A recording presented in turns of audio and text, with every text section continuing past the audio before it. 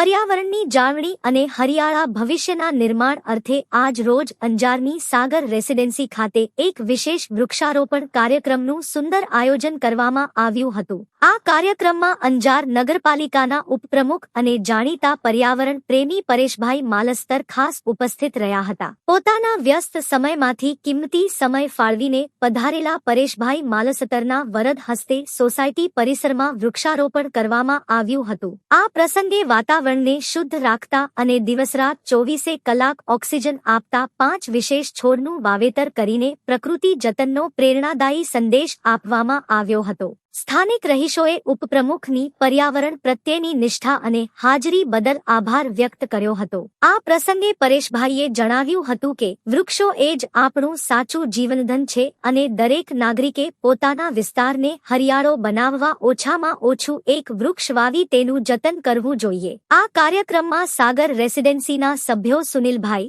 સંજયભાઈ, દર્શનભાઈ, પ્રવીણભાઈ, વાસુદેવભાઈ, શાંતિલાલ, મોહનભાઈ અને સ્થાનિક અગ્રણીઓ ઉત્સાહભેર જોડાયા હતા અને વૃક્ષોના ઉછેર માટે સંકલ્પબદ્ધ થયા હતા. સાથે પિંજરા માટે સહયોગી હોટલ આર્ય ઇનના ધનજીભાઈ, દિનેશભાઈ, સુનિલભાઈ અને ધર્મેશભાઈ રહ્યા હતા.